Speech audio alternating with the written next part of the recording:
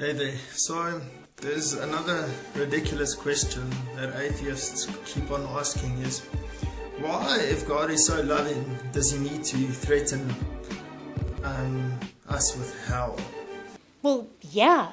Here's an agreement. How about I don't make your life shittier and you do me the same courtesy? No God required. Let's do this.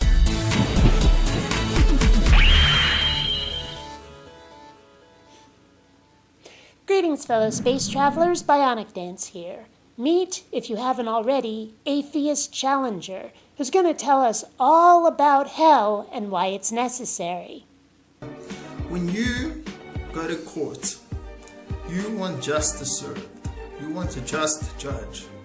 Now, God is the most righteous, just God. Oh, really? Well, let's examine that for a moment, shall we? We are talking about infinite punishment for finite crimes. And that sounds just to you?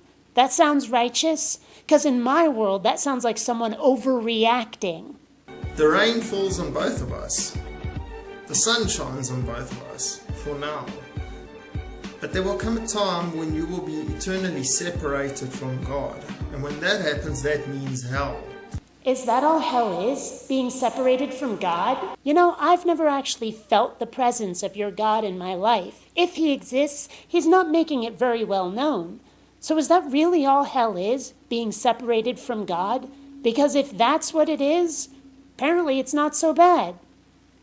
Why? Because God is the author of love.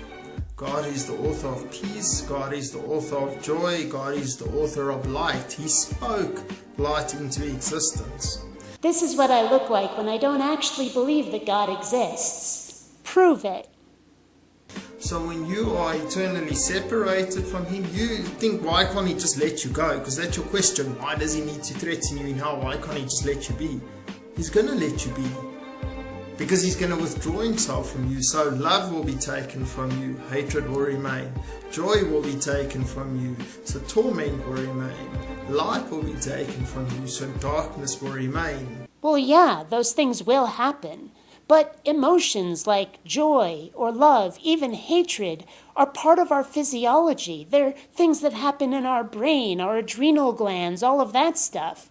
And when I die, that'll all shut down. And since hell is supposed to be something that happens after we die, guess how not afraid of it I am? That's like the emptiest threat I've ever heard.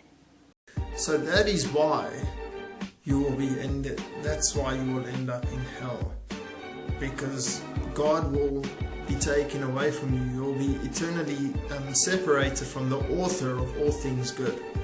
Now let's examine that analogy for a moment, shall we? You see, I'm eternally separated from the author of The Hitchhiker's Guide to the Galaxy, but it doesn't mean I don't still have the book. And if your God is the author of love and peace and light and joy and happiness and all of those things, well, if all he is an author, I should still have them. Unless a God is required to constantly pour those things into people, or unless he's going to actively yank them away from me when I die if he doesn't like my behavior, well, I should still have them. And what are those things you guys consider sins? Some of them hurt nobody except possibly God's feelings. They're really not that bad, most of them. So how much of a brat is your God? And of course, all of this assumes that he even exists, which, frankly, I don't believe, because none of you theist types have managed to prove it yet.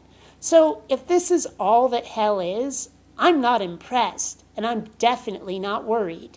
Until next time, fellow space travelers, this is BionicDance saying don't run on automatic. Instead, please think.